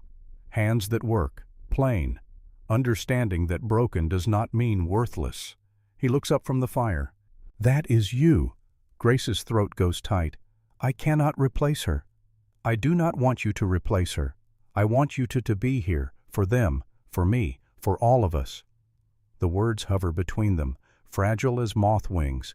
Grace feels something shift in her chest. Not love, not yet, but possibility. Before she can respond, a sound cuts through the night, distant but clear. Gunfire, 2 shots, then silence. Josiah is on his feet before the echo fades, running for his horse. Grace runs to the wagon, shakes the children awake. Under the wagon, now, do not come out no matter what you hear. Clara's eyes are wide, but she nods, grabs Ben and Lily. They scramble beneath the wooden bed. Grace takes the shotgun, checks the load, her hands steady despite her racing heart. Eleanor gallops in, face pale in moonlight. Riders, 4 of them, maybe 5, coming from the east. Josiah swings into his saddle. Stay with the wagon, protect the children, Jack with me. They ride toward the approaching threat. Grace positions herself by the wagon wheel, shotgun ready. Eleanor takes the other side with her husband's old Navy Colt. The riders come slowly. No rush. Men who know they have the advantage. Grace counts 5 silhouettes against the stars. They stop just beyond rifle range. A voice calls out. Rough. Amused. Brennan. That you out there? Josiah does not answer immediately. When he does, his voice carries deadly calm. Red Dawson, you are a long way from Cedar Ridge. Laughter. Heard you were making a cattle drive. Thought I would come see how my future property is doing. This is not your property. Not yet. But when the bank forecloses come December, who do you think they will sell to man who can pay cash money? That would be me, Brennan. Grace feels ice in her stomach. The bank has already decided, already made their deal with this devil. You got 39 head there, Red continues. Barely enough to pay half what you owe, even if you make it to Abilene, which you will not. We will make it. No, see, I cannot let you. Because if you pay off the bank, I do not get your land, and I want that land, Brennan. Want the water rights, want the grazing, want everything you got, including that ugly woman you brought to replace your pretty dead wife. Grace's finger tightens on the trigger. Eleanor hisses something under her breath. From beneath the wagon, Lily whimpers. Clara's hand covers her mouth. Josiah's voice drops, becomes something different, something dangerous. Red, you got 5 seconds to turn around and ride away. After that I start shooting, and I do not miss. Red laughs again, but there is less confidence in it now. 5 against 2, Brennan. You cannot. The Winchester cracks. One of Red's men screams, falls from his horse clutching his shoulder. 4 seconds, Josiah says. The riders wheel their horses. Confusion. Panic. Another shot. A second man goes down, not dead, but bleeding. Ride! Red shouts. They scatter into darkness, hoofbeats fading. Silence returns, broken only by the moaning of the 2 wounded rustlers left behind. Josiah rides to them, dismounts, kicks their weapons away. Tell Red this is his only warning. Next time he comes at us, I aim to kill. You understand? Both men nod, clutching their wounds. Josiah lets them take one horse between them, watches until they disappear after their companions. He rides back to camp, dismounts slowly. His hands shake as he checks his rifle. Grace sees it, the cost of what he just did, the line he just crossed. Papa. Clara crawls out from under the wagon. Are they gone? For now. But everyone knows for now is not forever. Red Dawson will be back, and next time he will come ready for war. They break camp at first light, push harder. The cattle complain but keep moving. Everyone looks over their shoulders, expecting pursuit, expecting violence. It comes on the 5th day. The 4th day dawns clear. The cattle find their rhythm. Grace watches the children adapt to trail life. Clara learning to judge distance by landmarks. Ben growing more confident handling the horses. Even Lily complains less about the dust. That evening, Eleanor finally speaks to Grace without the usual coldness. You handle yourself well out here, Eleanor says. Better than I expected for a woman unused to the trail. Grace nods. My father took me on long journeys when I was young, before he got sick. He taught me to read the land, to watch the sky. It is the longest conversation they have had. A small bridge built over days of silence. The weather changes without warning. Sky going from clear blue to bruised purple in less than an hour. Wind picks up from the north, carrying cold that has no business in October Texas. But this is a blue norther, rare but deadly. Arctic air sweeping down from Canada, bringing winter early and hard. The first snowflakes start falling just after noon. Big wet flakes that seem impossible under a sun still visible through thinning clouds. Within an hour, the ground is white. Within 2 hours, visibility drops to a dozen yards. The cattle panic, start to run. Josiah and Jack ride after them into the blinding snow, their shouts barely audible over the wind. Grace pulls the wagon into the lee of a small rise, builds a fire using coal oil from their supplies. The children huddle around it. Eleanor wraps them in every blanket they have. Where is Papa? Lily asks, voice small. Chasing the cattle, he will be back. But 3 hours pass. The snow falls heavier. Temperature drops until Grace can see her breath even next to the fire. Still no sign of Josiah or Jack. Eleanor paces. They should be back by now. Storm confused them, easy to get turned around in this. Or Red Dawson found them, killed them, left them in the snow. Do not, Grace says sharp, glances at the children. Do not say such things. Another hour. The fire burns low. Grace feeds it carefully. Their fuel will not last forever. She considers unhitching one of the horses, riding out to search. But in this storm, she would be as lost as they are. Then finally shapes emerging from the white. 2 horses, 2 riders, both covered in snow, both alive. Josiah slides from his saddle, nearly falls. Grace catches him, feels him shaking from cold. His face is blue, lips cracked and bleeding, ice in his beard. Lost 8, he stammers through chattering teeth. Could not find them. 31 left. Grace strips his wet coat, wraps him in blankets, forces hot coffee between his lips. Jack is in better shape, but not by much. Eleanor tends to him with the same fierce efficiency. 8 cattle gone, 8 chances at survival lost in the snow. The math gets harder with every loss. They camp there through the night. The storm blows itself out by morning, leaving a world transformed into white silence, beautiful and deadly. Grace counts their remaining supplies, calculates days versus distance versus mouths to feed. They can make it. Barely. If nothing else goes wrong. They spend the 6th day recovering from the storm. Josiah and Jack search for more scattered cattle but find none. The loss weighs heavy. Grace recalculates in her head. 31 cattle times $14. Not enough. Still short even before they reach Abilene. She tends Josiah's frostbitten fingers, wraps them in cloths soaked in warm water. He watches her work. "You did not have to come on this drive," he says quietly. "Where else would I be?" The simplicity of the answer hangs between them. There is nowhere else she belongs now. For better or worse, her place is here. On the 7th day, Lily gets sick. It starts with a headache, the child complaining softly to Clara while they make camp. Grace feels her forehead. Warm. Could be the sun. Could be the work. Nothing to worry about yet. By midnight, Lily burns with fever, her skin dry as paper despite sweat soaking her nightgown. Grace recognizes the signs, has seen them before. Scarlet fever maybe, or something worse. She wakes Josiah. "The child is sick, properly sick. We need to act now." Josiah looks at his daughter, sees his worst nightmare made flesh again. "Not Lily. Please God, not Lily too." "Listen to me." Grace grabs his face, forces him to focus. "This is not Abigail. This is Lily, your daughter, and she needs you clear-headed, right now."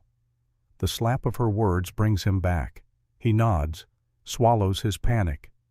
Grace finds willow bark in Eleanor's medicine bag, crushes it fine, steeps it in hot water, forces Lily to swallow despite the child's protests, soaks cloths in creek water, lays them on the burning forehead. The fever consumes them, turns them hot in minutes. Clara and Ben watch from the wagon bed, silent, terrified. This is how it started with Mama. First fever, then worse, then death. "Mama," Lily mumbles, eyes rolling unfocused. "Mama, where are you?" "It is dark. I cannot find you." Josiah makes a sound like a wounded animal, buries his face in his hands. Grace keeps working. More willow bark, more cool cloths. Talking to Lily constantly, keeping her here, keeping her from slipping away into that dark place where fever takes children. At 2 in the morning, Lily begins to seize. Her small body goes rigid, back arching, eyes rolling white, foam at her lips pink with blood from a bitten tongue. "No." Josiah lunges for her. Grace catches him. "Do not restrain her. Just keep her from hitting anything. The seizure has to run its course." 45 seconds that last a lifetime. Grace counts every one. Knows from bitter experience that seizures lasting longer than a minute mean brain damage, mean death. At 40 seconds, Lily goes limp, breathing but unconscious. Grace feels for her pulse. Weak, but there. Checks her forehead. Still burning, but maybe, just maybe, a fraction cooler. "Seizures sometimes break the fever," she says. We wait. They wait through the darkest hours. Josiah holding his daughter, Clara and Ben pressed against Grace, Eleanor praying aloud, asking God to spare this child, reminding him that he already took Abigail. Surely that is enough sacrifice from one family. At dawn, sweat breaks out across Lily's forehead. Real sweat, cold and clammy, the kind that means a fever breaking. Her eyes open. Focus. "Papa," Josiah sobs, pulls her close. "Right here, baby girl, right here." Lily looks past him, finds Grace. "You stayed." "Said I would. I keep my word." "Mama did not stay, but it was not her fault. Right, Miss Grace?" It was not her fault. Lily's eyes drift closed. Not unconsciousness this time. Real sleep. Healing sleep. Grace sags with relief. Josiah reaches across the space between them, takes her hand, squeezes once. No words. None needed. But the relief is short-lived. As Lily sleeps as they pack camp to continue the drive, Jack Hayes rides in hard from the rear. "Mr. Brennan Ryder's coming. Red Dawson 12 men. They know about Lily being sick. They are coming to finish us." Josiah's face goes hard as stone. He looks at the 31 cattle, at his sick daughter, at Grace and Eleanor and his other 2 children. Then at the weapons they have: 2 rifles, 2 pistols, 1 shotgun, 5 guns against 12 men. He makes his decision. "Grace, take the children. Eleanor, go. Ride for that rock formation 2 miles west. Hide there. Jack and I will hold them here." "No." Grace checks the shotgun. "I stay." "You have never shot a man." "True. But today I will. Because if we lose these cattle, Lily dies anyway. Ben dies. Clara dies. From having no money to live through winter." Josiah stares at her, sees something in her face, something hard and determined. He nods once. "Clara," Grace says, "can you shoot?" The 10-year-old straightens. "Mama taught me. Said Texas women need to know how to protect family." "Get your mother's rifle."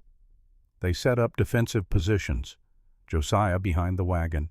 Grace to the right behind water barrels. Clara in the wagon bed with a rifle. Jack to the left behind rocks. The children who cannot fight hide with Eleanor in a ravine 100 yards back. Red Dawson comes with the son behind him. 12 riders, armed with Winchesters and Colts and violence. They rein up just beyond rifle range. "Brennan," Red's voice carries mockery and certainty. "Heard your little girl is sick. Heard she might not make it. Save yourself the trouble. Give me the cattle now. I will let you and yours ride away." Josiah stands, rifle ready. "You want them, Red? Come take them." "Stupid Brennan. You got what 4 guns I got. 12 men do the arithmetic." "I did. It tells me 12 of you are about to learn what it costs to steal from a man who has nothing left to lose." Red's grin falters, just slightly, enough to see he recognizes truth. Brennan is past caring about survival, past fear. A man who has already lost everything is the most dangerous kind. "Last chance." Josiah raises his rifle, aims. "No, this is yours." He fires. Red screams, topples from his saddle, shot through the shoulder. Not fatal, but shocking. The rustlers scatter, return fire. Bullets snap through air, kick up dirt, punch through wagon boards. Grace fires the shotgun.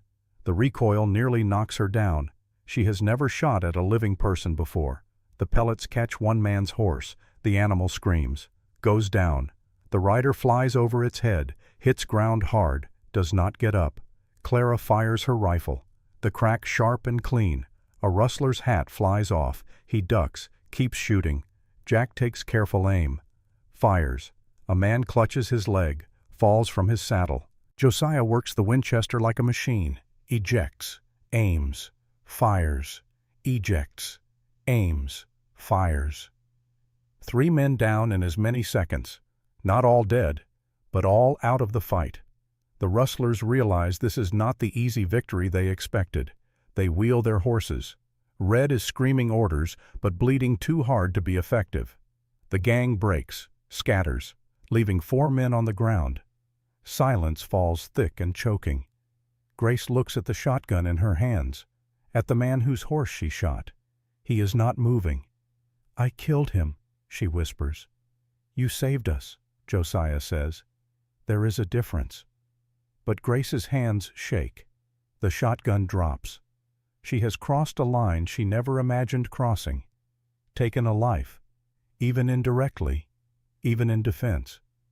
The weight of it settles on her shoulders like stones. Clara climbs down from the wagon, her face pale but set. "I shot at a man, Papa. I actually shot at a person." Josiah pulls her close. "You protected your family. Your mama would be proud." They count the cost. Jack took a bullet graze across his ear, painful but not serious. Grace caught a round through the meat of her left shoulder, missed the bone but hurts like hellfire. Clara is untouched but shaken. The cattle scattered but most remain visible. They round them up. Count. 31 became 32. One cow gave birth during the chaos. A healthy calf standing on shaking legs. "Mama always said," Clara whispers, "God closes one door, opens another." They push on. Grace's shoulder throbs. She binds it tight and keeps working. No time for weakness, no luxury of pain. They have 5 more days to Abilene. 5 more days before they can rest. 5 more days to stay alive.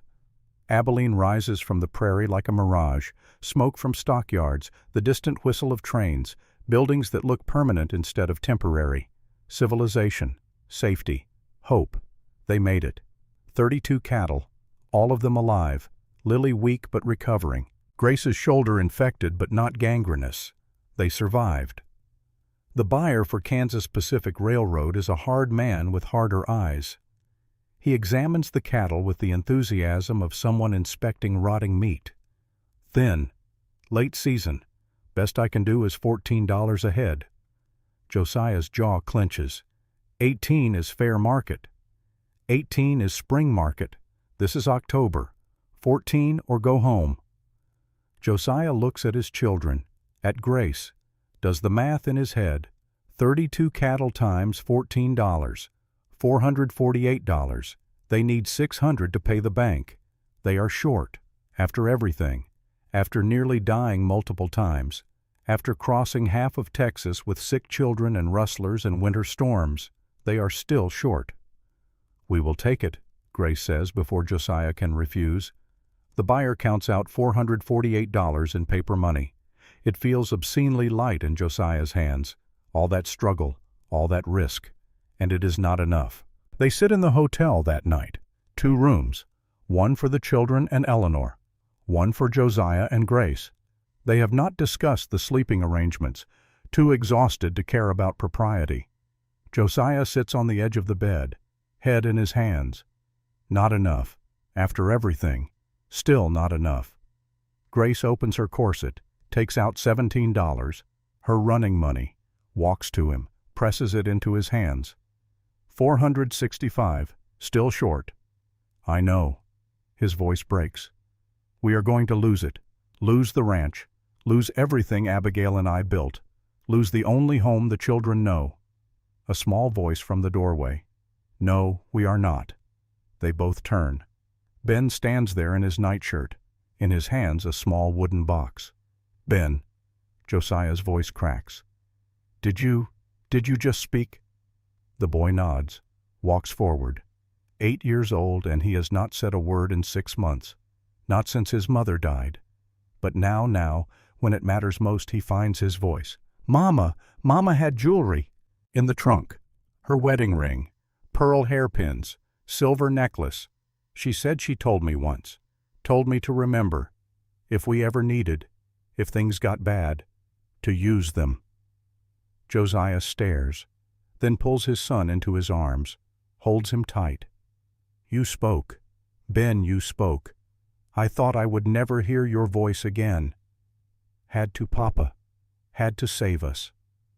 They open the trunk, find Abigail's jewelry box, the wedding ring that belonged to Josiah's mother, the pearl hairpins inherited from Abigail's grandmother, the silver necklace Josiah gave her on their wedding day. "We cannot," Josiah starts. "We must," Clara says.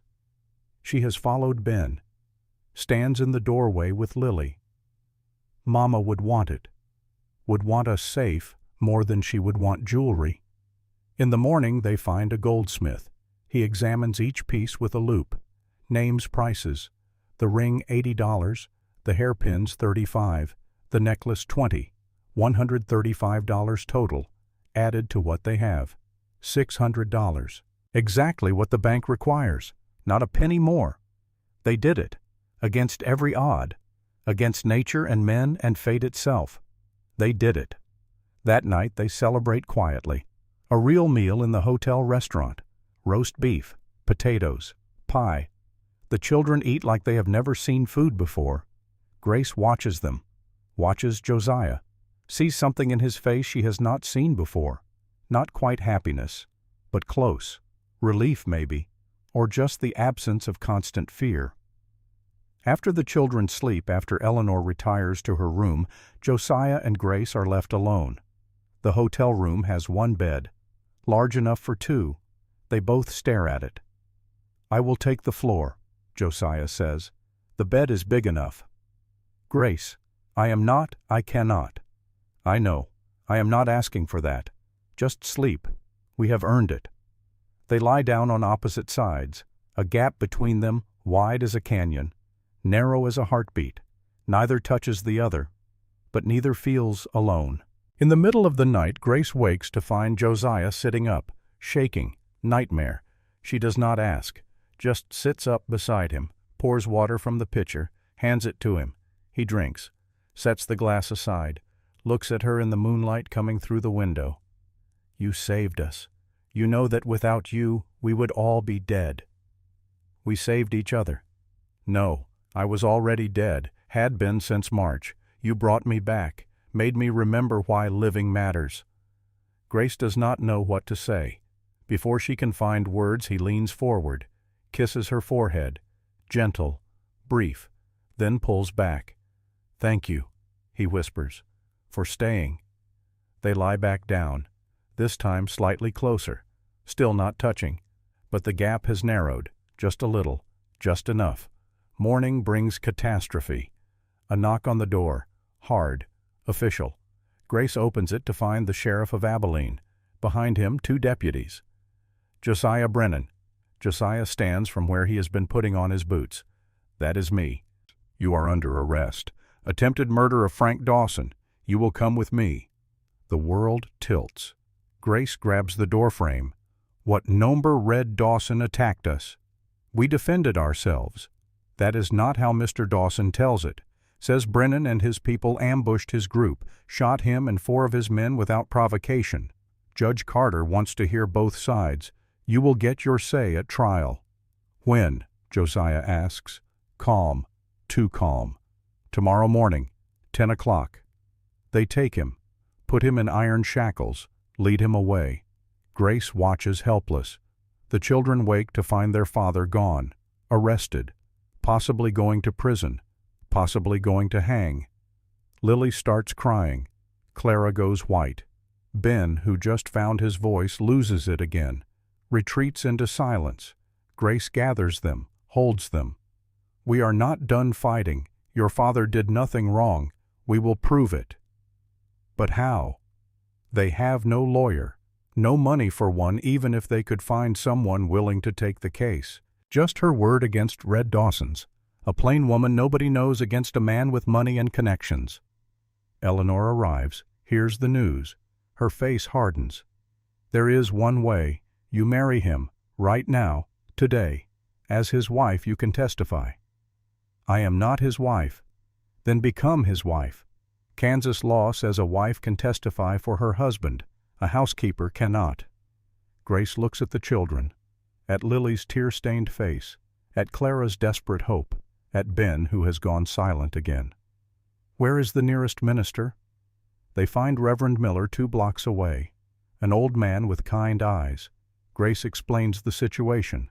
He nods, understands. "The jail allows visits. We can perform the ceremony through the bars if necessary." And so Grace Brennan marries Josiah Brennan in a jail cell. No flowers, no music, no guests beyond the children and Eleanor and the suspicious sheriff watching from the corridor. She wears her black dress, the one she brought for church, the one that makes her look like she is already in mourning. Josiah stands on one side of the iron bars, Grace on the other.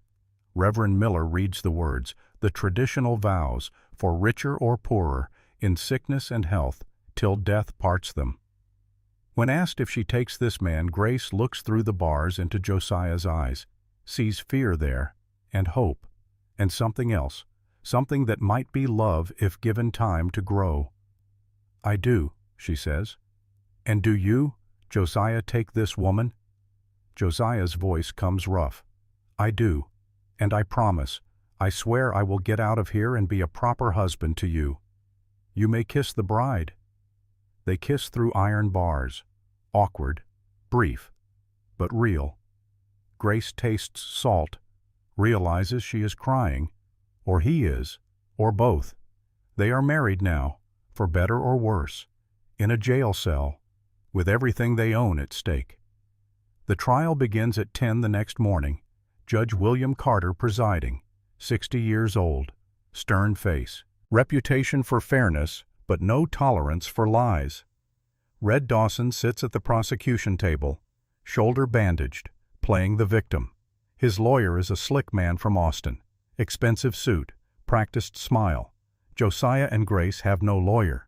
They represent themselves, two people against the machinery of law and money. Red testifies first, spins a tale of innocent cattle buyers attacked without warning, of defending themselves against a madman, of barely escaping with their lives. "And why would Mr. Brennan attack you?" the judge asks. "Wanted my land. I own property adjacent to his. He tried to force me to sell. When I refused, he decided to kill me." Lies, all lies, but spoken smoothly, confidently, with the backing of money and influence. Josiah testifies next, tells the truth about the rustling, the threats, the attack during the cattle drive. His voice shakes but holds. "Do you have proof of these attacks?" the judge asks. "My wife, Mrs. Grace Brennan. She witnessed everything." Grace stands, walks to the witness chair. Every eye in the courtroom follows her. She knows what they see. A plain woman in a black dress, married in a jail cell yesterday. Convenient timing. Red's lawyer stands. "Mrs. Brennan, you married the defendant yesterday. Is that correct?" "Yes." "Very convenient. A wife can testify for her husband under Kansas law, almost like you planned it that way." "We did, because it is the truth." "Or because you needed a legal way to lie for him?" Grace meets his eyes. "I do not lie, sir. I am many things. Ugly, poor, uneducated beyond basic letters. But I am not a liar. Everything my husband said is true. Red Dawson attacked us multiple times, stole our cattle, threatened our lives. We defended ourselves. That is not murder. That is survival." The lawyer smirks. The word of a desperate woman married to a desperate man. I am sure the judge will give it all the weight it deserves. But Clara stands, 10 years old in a mended dress, walking to the front of the courtroom without permission. "You cannot testify, child," the judge says gently. "You are too young." "I am not here to testify, sir. I am here to show you something." She pulls out Abigail's journal, the leather worn, the pages filled with her mother's handwriting. She opens it to the last entry, reads aloud. The words fill the courtroom. Abigail's fear, her hope, her plans for her children after she died, her description of the woman who would come, plain, strong, understanding that broken does not mean worthless. "My mama knew," Clara says, voice shaking but clear. "She knew someone like Miss Grace would come. She wanted someone exactly like her. And Mama also wrote about Red Dawson, about how he threatened Papa, about how Papa needed to find someone strong to help protect us." She hands the journal to the judge. He reads. His face does not change, but something shifts in his eyes. Red's lawyer objects. "Hearsay. The ravings of a dying woman." "The honest words of my client's late wife," the judge corrects. "I will allow it." He reads more, then looks at Red. "Mr. Dawson, this journal mentions you by name, mentions threats made, cattle stolen. It is dated weeks before Mrs. Abigail Brennan died. Hard to claim it was fabricated for this trial. Red's face goes purple. She was sick, fevered. Did not know what she was writing. The handwriting is steady, the dates consistent. This appears to be a reliable account. The judge closes the journal. I have heard enough.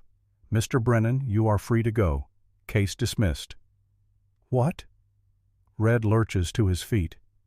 You cannot. I can, and I have.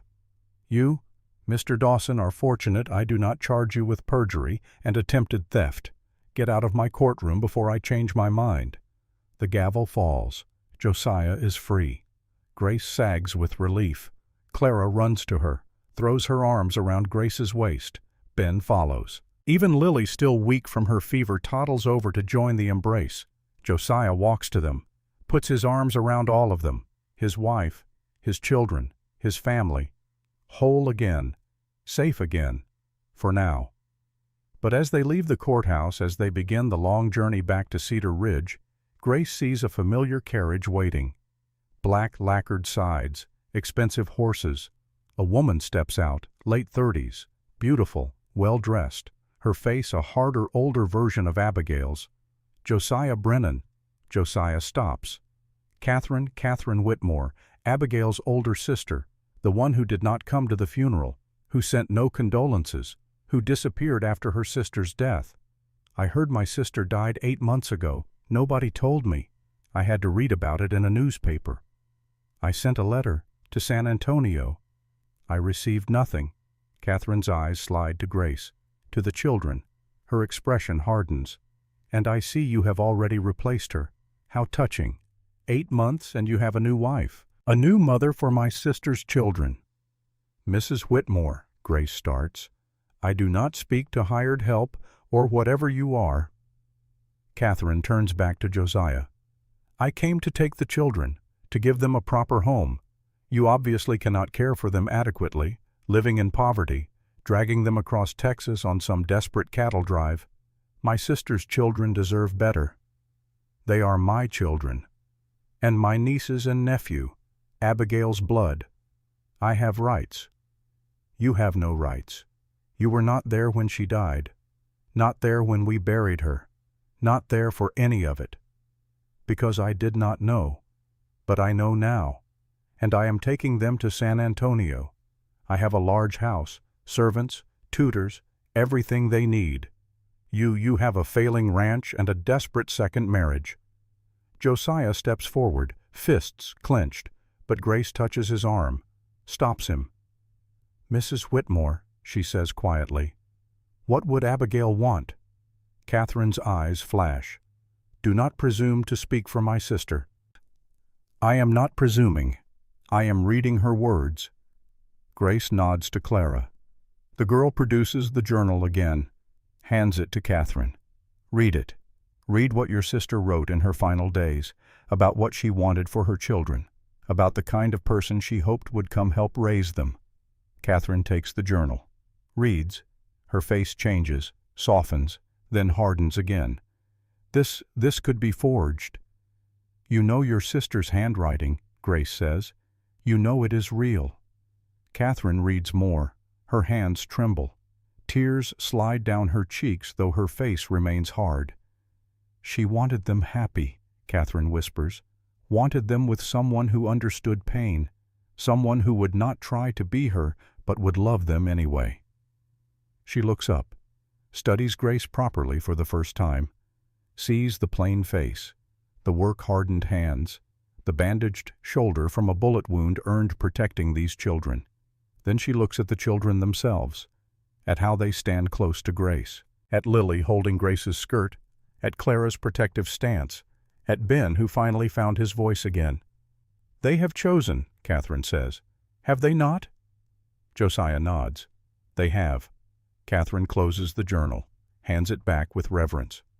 Then I will not fight you, but I will visit, monthly, to ensure they are well cared for. Abigail was my sister. These children are my blood. I may not raise them, but I will not abandon them again. You are family, Josiah says. You are welcome any time. Catherine nods, touches each child's cheek, lingers on Clara. You look so much like her. I know. Mama said I had her face, but I have Papa's stubbornness. Catherine almost smiles, looks at Grace one final time. Thank you for giving my sister peace, for being what she needed you to be. She gets back in her carriage, drives away, leaving them standing in the Abilene street, battered, exhausted, but together, still together.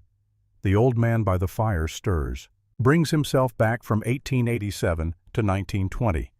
His grandchildren are silent, watching, waiting. What happened then, Grandpa? The boy asks. After you went home. Josiah smiles. Then we lived. We paid the bank, kept the ranch, planted Abigail's seeds every spring. The children grew. Grace and I, we had 2 more children. A girl we named Abigail. A boy we named Samuel after Grace's father. And you loved Grandma Grace? The girl asks. Every day, more each day, different from how I loved Abigail, but no less real, no less true. What happened to her? The old man's face closes, pain still fresh after 2 years. Spanish influenza, 1918. She was 56, nursed half the county through that sickness, saved dozens, but caught it herself, died in 3 days. He pauses, looks out the window at falling snow.